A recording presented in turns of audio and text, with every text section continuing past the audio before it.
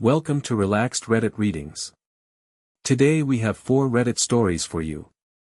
These Reddit stories will make you question family drama forever. Story 1. My sister got kicked out and I didn't stop it. So my sister just got kicked out of our parents' house and everyone thinks I'm a monster for not defending her. Here's the thing though, she completely brought this on herself. I'm 25, she's 24, and we both live at home because honestly, who wants to pay $2,000 a month for rent in the city when you can live 10 minutes away and save all that money? Our parents have always been super chill about us living there. They literally have one rule, just one, no overnight guests without permission. That's it. Pretty reasonable, right? Well, my sister has been breaking this rule constantly for months. She keeps bringing her boyfriend over to spend the night without asking, and every time my parents catch them, she acts like she's the victim. They've warned her over and over again, but she just doesn't listen.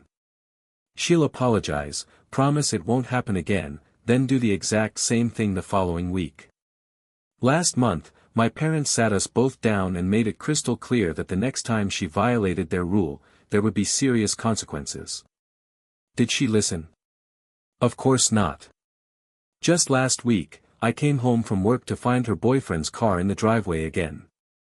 I knew my parents were coming home early that day, so I actually texted her to give her a heads up. I told her to get him out of there before Mom and Dad got back. She just responded with some attitude about how she's an adult and can do what she wants. Well, guess what happened? My parents came home, found the boyfriend there again, and that was the final straw. They told her she had 30 days to find somewhere else to live. Now she's crying to everyone about how unfair it is, and somehow I'm the bad guy because I didn't fight for her. She actually had the nerve to ask me to talk to our parents on her behalf. When I told her this was her own fault and that she needed to take responsibility for her actions, she completely lost it. She started screaming about how I was supposed to have her back, how family should stick together, all that stuff. But here's my perspective: why should I jeopardize my own living situation to bail out someone who repeatedly disrespected our parents' very reasonable boundaries?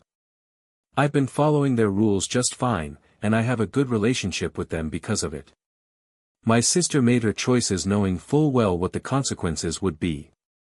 She's not some teenager who didn't know better, she's 24 years old with a college degree and a full-time job. Now half my family is saying I should have stood up for her, that I'm being cold and unsupportive. But the other half thinks I did the right thing by staying out of it. My sister is barely speaking to me, and when she does, it's just to guilt-trip me about how I let her down. Part of me feels bad because I do love her and I don't want to see her struggle. But another part of me thinks maybe this is exactly the wake-up call she needs to start taking responsibility for her actions instead of expecting everyone else to clean up her messes. Am I wrong for refusing to fight a battle she created for herself? If you're enjoying these stories, hit that like button and let me know in the comments which story you relate to the most. Story 2. Wife won't stop drinking after having our baby. My wife just had our baby 6 weeks ago and I think she needs to go to rehab, but everyone's telling me I'm overreacting. I need some perspective here because I honestly don't know if I'm going crazy or if this is as serious as I think it is. When I met my wife 3 years ago, I knew she liked to drink. Actually, that's putting it lightly, she would have 3 or 4 beers or cocktails every single night after work, and way more on weekends when she went out with friends. But she insisted she wasn't an alcoholic because she didn't drink during the day. Yeah, I know how that sounds now. The good news is she completely stopped drinking when she got pregnant. I was so proud of her and honestly thought maybe becoming a mom would change her relationship with alcohol permanently. She seemed happier, healthier, and we were both so excited about starting our family. But now that our daughter is here, it's like a switch flipped back to exactly how things were before, except somehow worse. She's breastfeeding, which means she's supposed to pump and dump if she drinks, but I've caught her nursing our baby after having several drinks. When I confronted her about it, she got defensive and said 1 or 2 drinks doesn't matter, that plenty of moms do it. But here's the thing, it's never just 1 or 2 drinks with her. Last weekend, I came home from the grocery store to find her passed out drunk on the couch while our 6-week-old baby was crying in her crib. The baby's diaper was completely soaked through and she was clearly hungry, but my wife was so out of it she didn't even hear her crying. That was my breaking point. I told her I think she needs to get help, maybe go to rehab or at least start going to AA meetings. She completely exploded at me, said I was being dramatic and controlling, that she's just trying to cope with the stress of being a new mom. She keeps saying that lots of new moms drink to deal with the pressure and that I don't understand because I'm not the one whose body just went through pregnancy and childbirth. I get that she's been through a lot, I really do. But I'm terrified about what could happen to our daughter. What if she falls asleep drunk while holding the baby? What if she tries to drive somewhere with her? What if she's too drunk to notice if something's wrong? Her mom is taking her side, saying I should be more supportive and that having a few drinks to unwind is totally normal. But this isn't just unwinding, this is getting blackout drunk while responsible for a newborn. I've tried talking to her when she's sober, I've offered to help find a counselor or support group, I've even suggested her mom could come stay with us for a while to help out. But she refuses to admit there's even a problem. She just keeps saying she has everything under control and that I'm being paranoid. I love my wife so much, but I love our daughter too, and I feel like I have to protect her. I've been doing most of the night feedings and diaper changes anyway because I never know what state my wife is going to be in. I'm exhausted and scared and I don't know what to do. Part of me is wondering if I should document this stuff in case I need it later, but that feels like I'm already giving up on our marriage. Am I really overreacting, or is this as dangerous as it seems to me? Story 3. I named my second son after my friend, not my father-in-law. So I just caused a massive family war by naming my second son after my best friend instead of my father-in-law, and now I'm wondering if I made a huge mistake. Here's the backstory that makes this whole situation even messier. When my husband and I had our first son 3 years ago, we picked a name we both loved, nothing fancy, just a cute name that felt right for our kid. Well, apparently that was the wrong choice because my husband comes from one of those families where the men all have the same name passed down through generations. His dad, grandfather, and great-grandfather all share the same name, and everyone just assumed we'd continue the tradition. My father-in-law always said it was totally our choice whether to continue the name or not, that there was no pressure. But when we announced our son's name at the hospital, you would have thought we'd committed some unforgivable sin. The whole family completely lost it. They went from being excited grandparents to basically pretending our son doesn't exist. For 3 years now, they've barely acknowledged him, don't send birthday gifts, and act like he's invisible at family gatherings. It's been heartbreaking to watch. So when we found out we were having another boy, I honestly thought this might be our chance to fix things. Maybe we could give this one the family name and finally have some peace.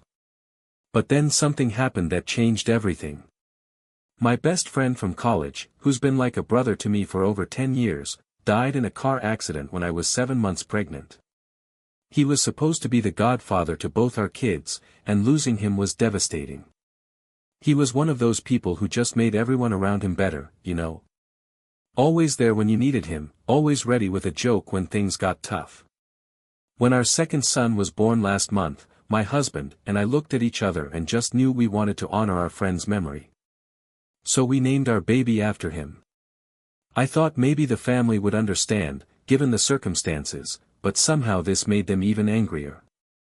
Now they're saying we deliberately snubbed them twice, that we clearly don't care about family traditions or honoring our elders. My mother-in-law actually said I was being selfish and disrespectful, that our friend wouldn't have wanted to come between our family like this. But here's what really gets me, they're still treating our older son like he doesn't exist, but now they're talking about how they might be able to have a relationship with the baby if we change his name to the family name. How messed up is that? They're literally trying to play favorites with a newborn to manipulate us into doing what they want. My husband is caught in the middle and I feel terrible about that, but I also don't think we should have to name our children based on emotional blackmail. These are our kids, and we should get to choose names that have meaning for us. Our friend's name has incredible meaning for us. It represents love, loyalty, and all the ways we want to raise our sons. Meanwhile, the family name just represents years of drama and conditional love. Some people are telling me I should just change the baby's name to keep the peace, that it's not worth destroying relationships over. But others are saying we shouldn't give in to their manipulation, that they'll just find something else to control us with later. What would you have done in this situation? Story 4. Roommate tried to crash my romantic tattoo date. My roommate just tried to invite herself and her friend on what was supposed to be a romantic date with my partner, and I honestly can't believe the audacity. So here's the deal, I've been planning this special tattoo trip for months. I'm 22 and I've always dreamed of getting my first tattoo somewhere far away from home, by an artist that none of my friends or family have been to. I know it sounds weird, but it was really important to me that this experience be personal and unique, something that would make my tattoos feel more special and meaningful. I told both my roommate and my partner about this dream weeks ago, really emphasizing how much it meant to me that this be my own thing. Well, my partner totally got it and offered to drive with me 3 hours away to this amazing tattoo parlor I found. We planned it as this cute little road trip date. We both get tattooed by this husband and wife team, grab dinner somewhere nice, maybe stay overnight and make a whole romantic weekend out of it. I was so excited because it felt like the perfect way to mark this milestone in my life with the person I care about most. But apparently my roommate had other ideas. The night before we were supposed to leave, she casually mentioned that she and her friend had decided they wanted tattoos too, and wouldn't it be fun if they just came along with us? She said it like it was already decided, like of course I'd want to turn my intimate date into a group hangout. When I tried to explain that this was supposed to be a special trip for just me and my partner, she got really offended. She started going on about how selfish I was being, how tattoo shops can handle multiple people, and how much more fun it would be with a group. She even said I was being weird and possessive about something as simple as getting a tattoo. But here's what really bothered me, she knew how important this was to me. I had specifically told her that I wanted this experience to be personal and separate from my usual friend group. This wasn't about excluding her or being mean, it was about creating a special memory with my partner around something that was really meaningful to me. Her friends started chiming in too, saying they'd already looked up the tattoo shop and had ideas for what they wanted. They were talking about it like it was a done deal, like I was being ridiculous for not wanting them to come. The whole thing made me feel like my feelings and my original plan didn't matter at all. So I put my foot down and told them no, this was going to stay a date between me and my partner. My roommate completely lost it, saying I was being a terrible friend and that she didn't understand why I was being so exclusive about something that should be fun to share. Now she's barely speaking to me and has been making passive-aggressive comments about how some people change when they get into relationships.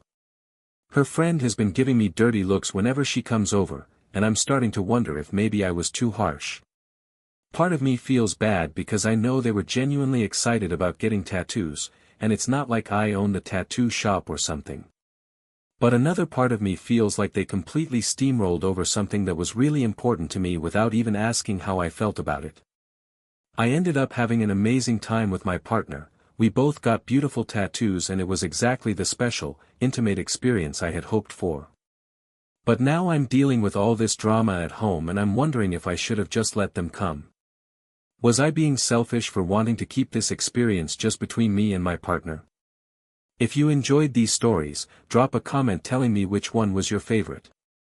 And if you want more relaxed Reddit readings, make sure to like, subscribe, and hit the bell so you never miss a video. Thanks for watching. If you enjoyed these stories, like, comment and subscribe for more relaxed Reddit readings.